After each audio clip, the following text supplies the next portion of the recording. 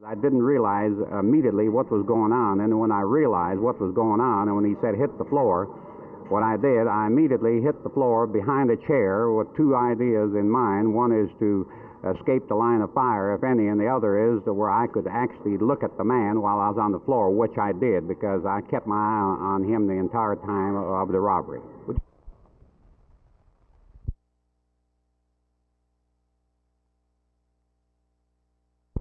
Mrs. Jacobson, just why have you carried this action this far? Because of the principle involved. I don't think that North Texas State or any state institution should have the right to just take people's property. What are you going to do when the Rangers evict you? I guess I'm going to just let them make them evict me. I'm just going to lock the door and let them take me out, I guess. Tell me this, where are you going to go? I believe I'll go back to California. Go back to my home and my children. And there, I've got to go back in now, because that door's got to be locked.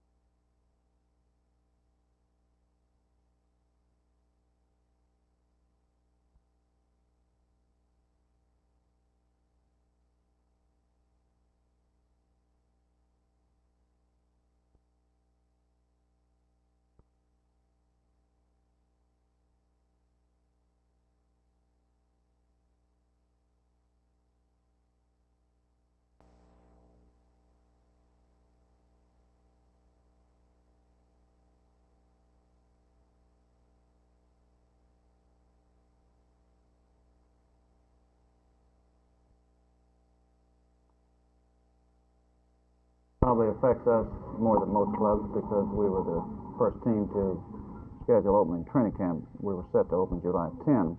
But I think it's not that big an inconvenience. It's primarily a problem of logistics. We've got to contact 69 players who are scattered all across the country. We've got to change their airline reservations, inform them, and we do this by wire, we do this by telephone, we do this in person, in case they happen to be located in Dallas. But in order to inform these people that we're opening camp 4 days later than we were supposed to, and some of these people are traveling by car, it makes it a little bit tough for that little man in the Western Union bicycle to intercept them and get the word to them. But I don't think from a training standpoint, after talking to the coaches, it's going to be that major an inconvenience. By compacting the early part of their training schedule, I think they figure now that they might lose 2 days rather than 4. So it's something that we can live with.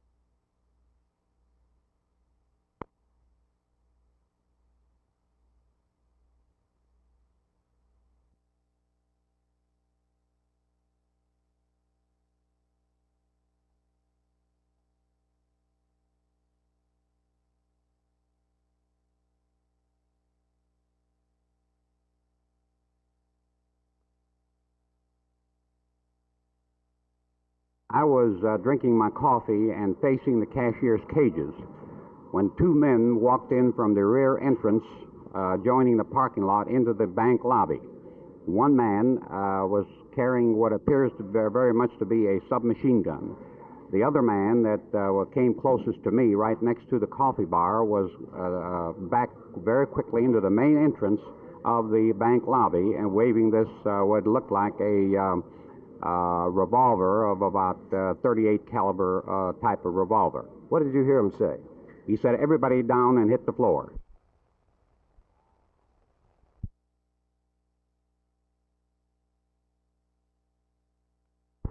Well, why do you have to go in now? Because the Rangers are right there. I'm sure that they are. Well, just what is your feeling about the Rangers coming in here to move you out? Well, I grew up thinking the Texas Rangers were above reproach, but when they will be a part of a political maneuver, I'm sadly disillusioned. Thank you. Mm-hmm. I wish you a lot of luck. Thank you very much. I need it. How are they going to get in, you think? I guess they'll have to break the door. That is what my attorney has told me.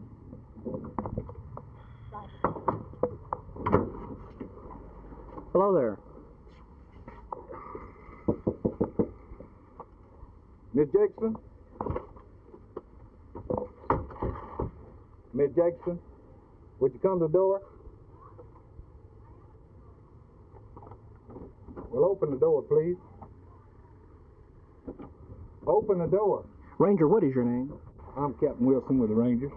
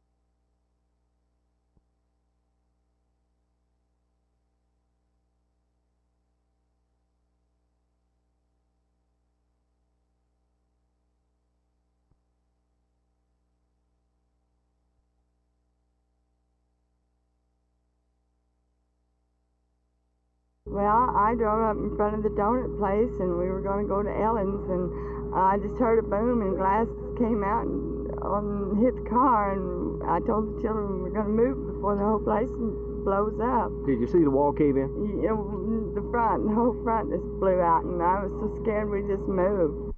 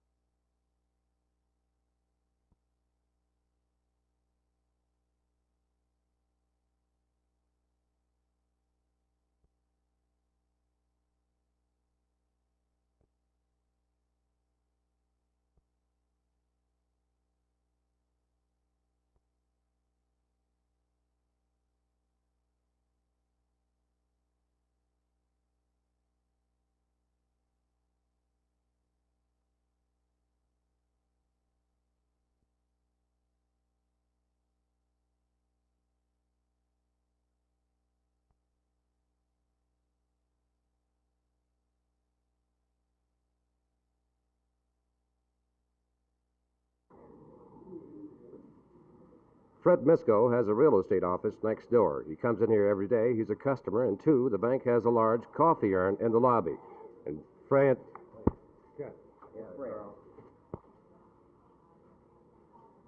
Fred Misko has a real estate office next door to the bank. He comes in here every morning. He's a customer. And two, the bank has a large coffee urn in the lobby. And Fred was here for his morning coffee when the robbery occurred. Fred, what happened?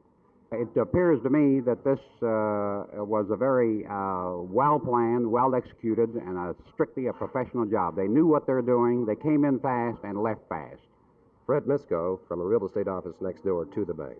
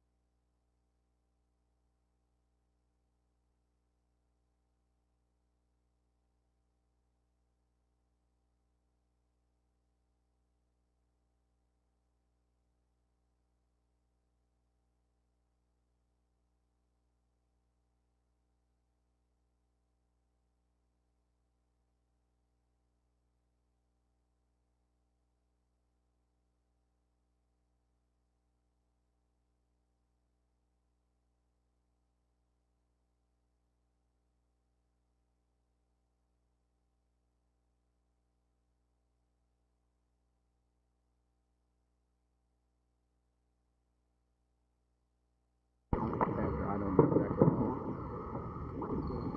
Rank, you know. Not necessarily. Go. Mr. Garrison, what is the position of the state in this particular matter? Have you gone through all the proper channels?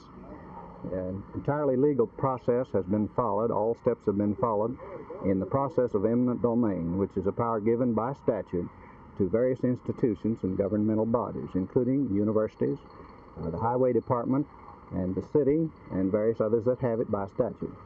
The statute sets out certain legal processes which are to be followed, and that has been done in this case.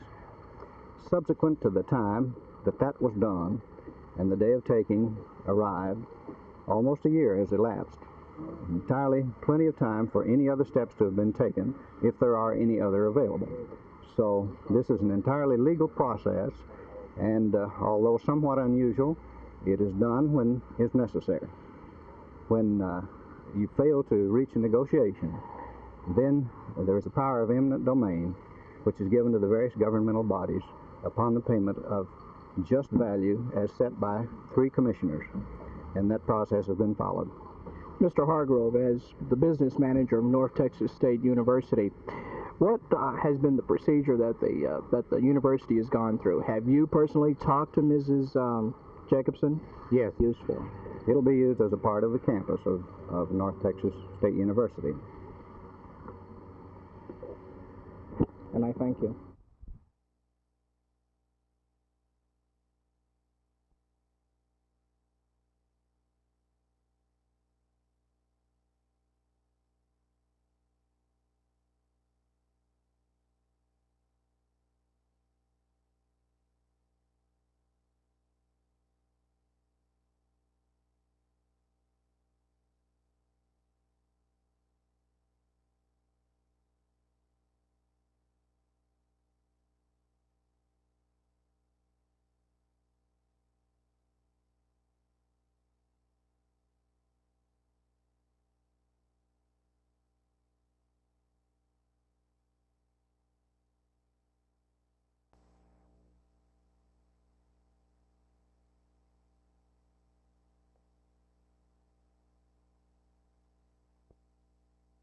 I think it was most unjust to Captain Lusk.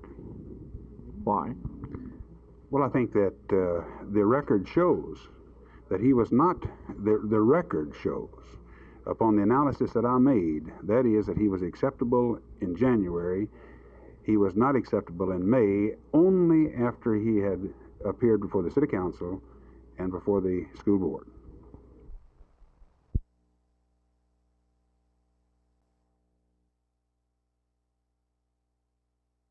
Tarrant County officials met this afternoon to discuss a proposed tax rate increase. County Auditor Jack Benson informed the commissioners the hospital district is now asking for an 11-cent increase in the tax evaluation. Just a few days ago, in a meeting of the Board of Governors of the County Hospital District, they were talking more in terms of 7 or 8 cents. The tax evaluation would, of course, be applied to the hospital district only. County Auditor Benson also called for a tax hike of 5 cents on the regular county tax rate. The combined increase would be 16 cents.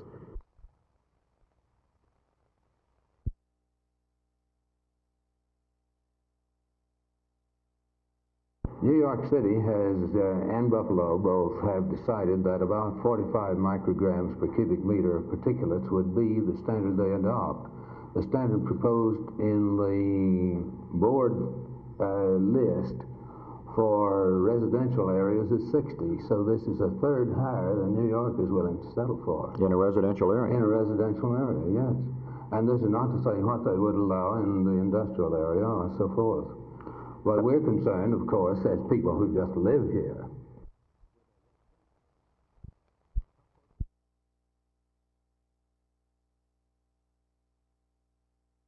He wants to combine the road and bridge fund, at least for a short time. The commissioners were having none of this. In fact, they weren't too susceptible to any of his suggestions this afternoon, saying that they still had not made up their mind and that they would set the tax rate formally Monday when they meet again in regular county commission meeting. This is Art Sinclair, Channel 8 News on the Move, Fort Worth.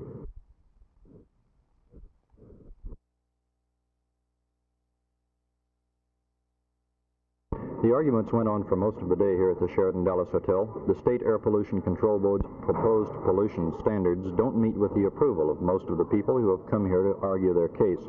And today's arguments are over as little as 5 to 15 micrograms per cubic meter of pollutant. That's certainly not very much, but authorities such as Dr. John Chapman charged that the state's proposed standards would allow 1/3 more air pollution in Dallas than New York City permits.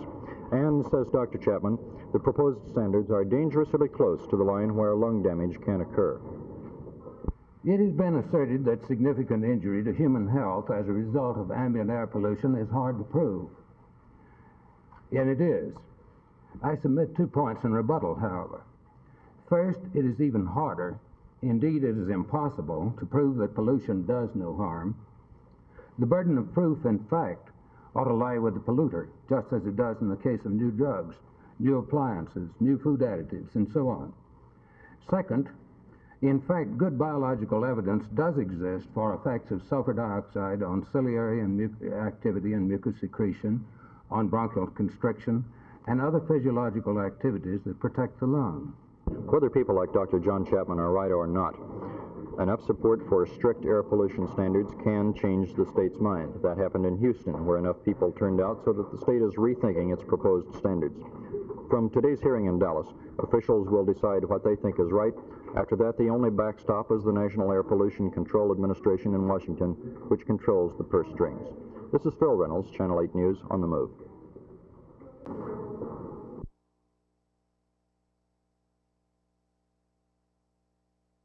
I think immediately you're going to see more responsiveness on the part of the Post Office Department for the needs of the American people. We haven't changed the way of doing postal business or the services that we provide in the last 52 years. With the Post Office trying to break away from so much congressional control, what are you going to do about the strikes, like the supposed illegal walkout recently across the country? If we had had collective bargaining, we would probably not have had the strike that we did have this year. Mr. Lee, is the Post Office Department planning any punitive action against the strikers involved earlier this year? Yes, there can be. Strikes will still be illegal. We will, however, have binding third-party arbitration in those instances when grievances and when disputes cannot be resolved through other means. Is there going to be amnesty for those that struck earlier this year? I can't tell you that right now because I don't know. In your estimation, how long will this reorganization take, and will it result in a rate increase? It's hard to define what you mean by reorganization. The law will say that we will have to be operating under the independent format within 1 year after passage of the legislation. And I do believe, very sincerely, that rates will not go up as much under the independent entity as they will if we continue in the context in which we're now formed.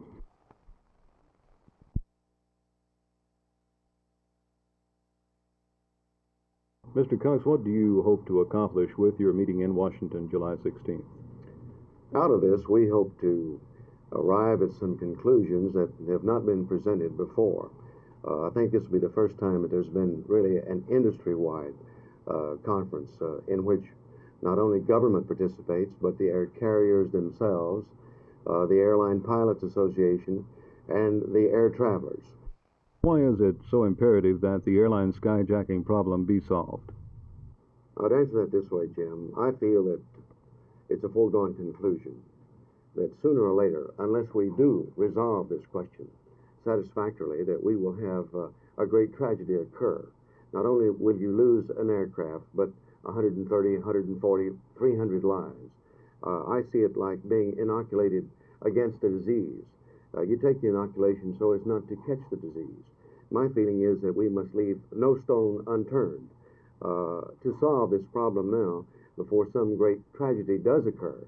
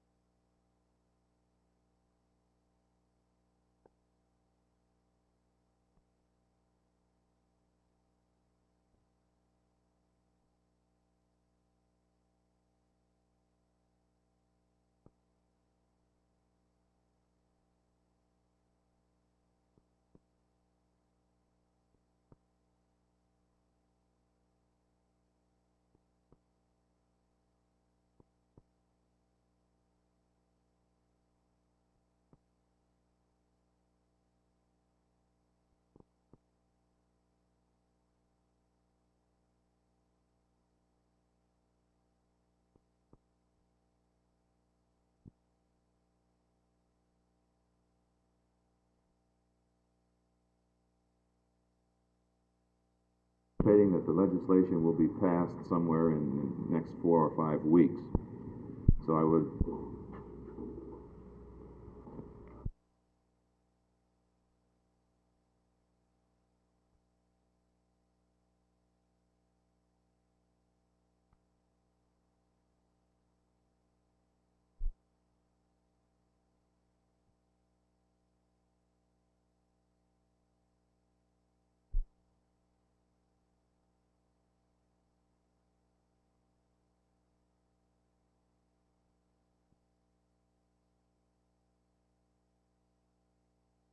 until great public clamor and demand arises after such an accident. Let's do all we can now to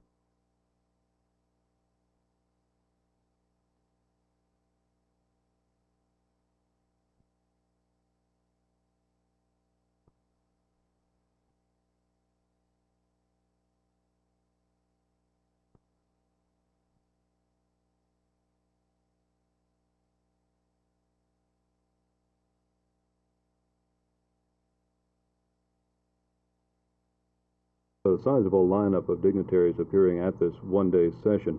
Have you heard any ideas in advance of the conference which maybe sound better than others? Well, there have been many suggestions which have been made, but in my conversation with the various government officials, the air carriers, and the Airline Pilots Association, they've all been studying this subject for a long, long time. Some of the solutions will be made public, some of them will not, of course. I would have to answer that question from my standpoint. Going into the conference, I feel this, that we simply have to have greater detection devices on the ground. Once the people get into the air, if they're armed and if they're so inclined mentally to do damage to the aircraft or to people to get where they want to go, the hour is a little late. And that my feeling at this point, even before going to the meeting, is this, that one of the solutions may well be a more sophistication in the detection devices so as to determine who's carrying a weapon on and who isn't. Mr. Cox, I'm sure there have been many bona fide offers of help, but what has come out of left field? What funniest solution have you heard? Oh, I'm trying to think of. We've had many solutions. One of them being that all of the major air carriers get together, and that each week they announce that one of them will fly a plane to Cuba, and that they announce to all of those in this country who want to go that they can go for free, and that food and beverages will be provided for them, and free transportation to Cuba. This has been one solution that has been offered, and there have been many others along this line. Thank you.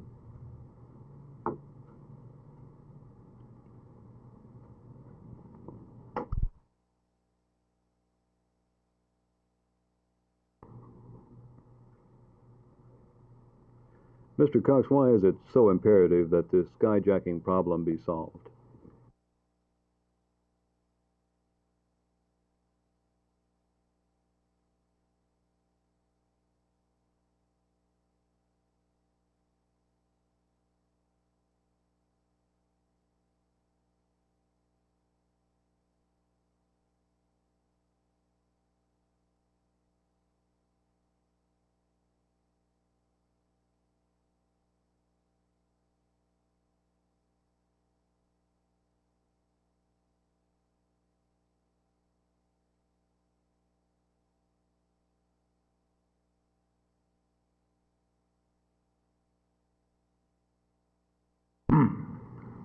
These standards would permit degradation when the entire effort of the present and preceding national legislation has been toward improvement. We believe especially the permission to allow particulate pollution in rural areas to climb grams to 75 as an annual geometric mean is in complete contradiction of wise planning. Much of the rural area in this region has at least a partial recreational use. In an area such as the Dallas-Fort Worth region, these same rural parts and plots may very well become urbanized within the next 10 years. To allow essentially uncontrolled pollution in such open areas is only to create more difficult regulatory problems for the regional cities 10 years hence. And of course, this will produce a deferred and very heavy expense to industry when regulation through occupation of the area spreads into what are now rural areas. Well, some industry has developed in all of these. Dr. Chapman, you say that the Texas standards are worse than the standards adopted for New York City and Buffalo. How is that? Yes, this is in regard to particulates. To the point where it would become injurious to the health. This all depends on what else is going on. If there are a lot of irritating gases as well as particulates, this level would probably just begin to produce symptoms. On the other hand, remember that this is a mean. This applies to what goes on throughout 24 hours and throughout a year. And within the mean, there are very many figures when there may be a very high overshoot. In other words, if we set 60, we may on occasion find particulates as high as 300. And when that occurs, people will suffer, particularly those with chronic respiratory disease or chronic heart disease. We're talking in terms